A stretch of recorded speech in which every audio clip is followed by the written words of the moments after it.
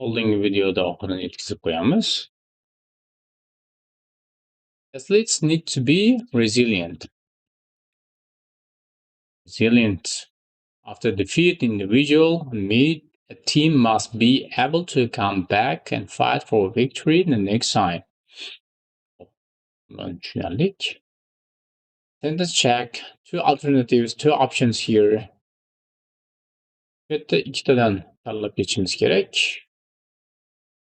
Birinchisi, even though their knowledge of carpenter was bilimi, garchi shunday bo'lsa ham even though degani bilamiz. Even though garchi was only demak birinchi yozamiz.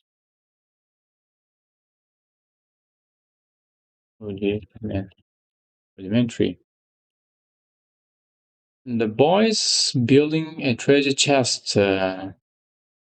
Sandiqcha, boylik sandiqchasini qurishga birgalikda kirishdi.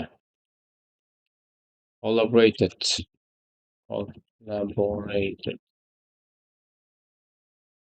Every guest at now and then, Lynn said, everyone gets have to be enough to bounce back after facetious remark. Esinglarda bo'lsa oldingi unitda facetious degan so'zni ko'rgandik. Facetiousdan kulgili.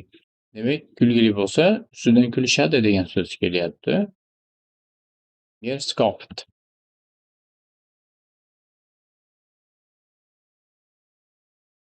And you just have to be enough, really resilient.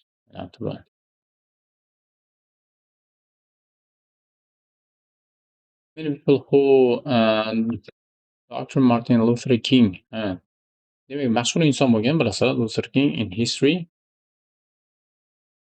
Ajoyib nutq bo'lgan. I have a dream speechda ajoyib qilib yetkazib bergan inson. Demak, odamlar nima qilgan uni? Venerated. And were shunday bu odam Luther Kingni hurmat qilgan ko'pchilik odamlar when he was o'ldirilgandan keyin shu holatga o'ldirilgandan despondent.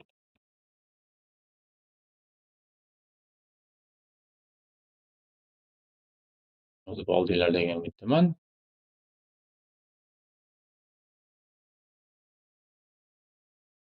Keyingisiga o'tdik. 7 and 8. Right, this one.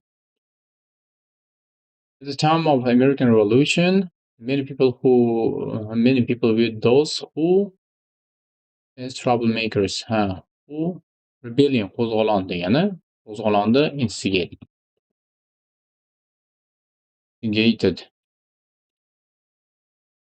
In retrospect, in bilan keladi dedik. Retrospect.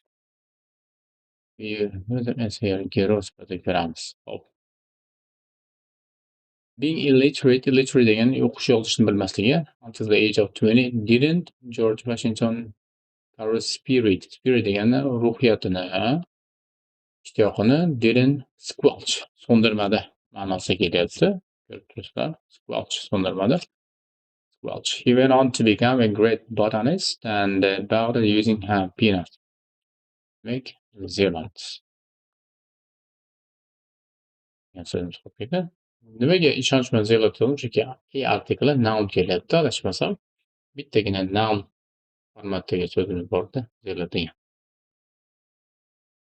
Keyingisi, Tom seemed to be a loser born into a long line of losers. His great-grandfather condemned to death during the Revolutionary War for siding with the British had fled to Canada. Tom's father wanted for arrest after he helped plot degan hiylanaydi. Overthrow the Canadian government. He had fled back to the United States. Demak, bu yerdagi so'zimiz hiylani boshlamoq degan. Instigate. Nimadir qolib ketdi orada?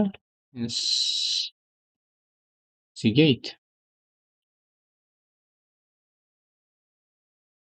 Tom never received even the most rudimentary. Rudimentary Formal education during his mere 3 months of schooling, he stayed at the bottom of the class. The teacher scoffed at it bilan kelgani uchun scoff degan so'zni tanladim. Keyingisiga tushishim bundan chiqishim kerak do'stlar. However, didn't allow his situation to be detriment or to his hopes.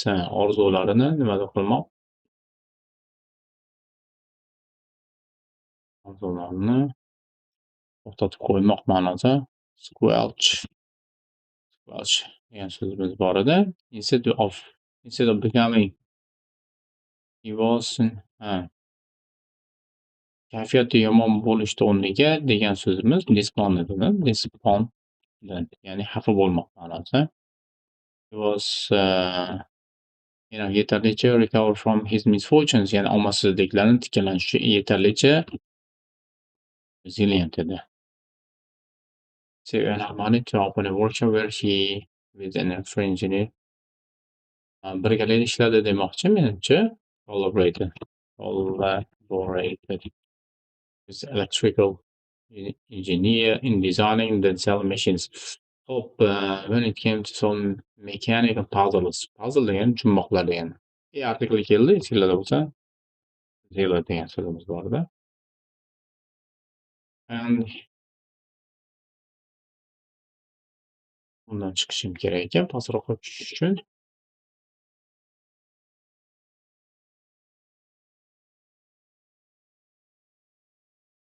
Hop.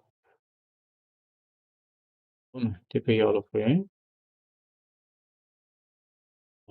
Endi bunga the last one is very simple. He was nationwide, butun millat bo'ylab bo'lsa venerated. Hurmat qilindi. The great living American. In bilan kelgan so'z qaysi edi? Great prospect. Thomas Alva Edison wasn't such a loser after all.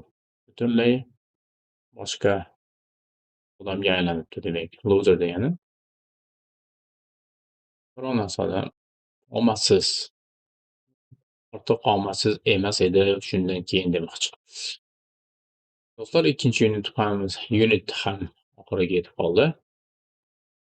Bu yerda asosiy qiladigan ishimiz albatta lug'atlarda bilmaganlarimiz bor. Shu gaplar ichida, misol uchun mana bu yerda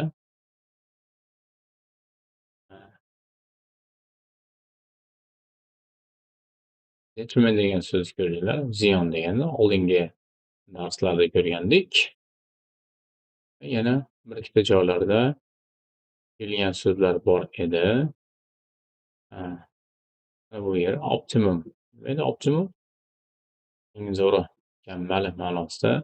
Bu yerda plot degan so'z keldi. Sahna asari ma'nosi ham keladi, hiyla ma'nosi ham kelmoqda. Qanday so'zlar bor? Puzzle'ni bilasizlar. Puzzle degani jumboq.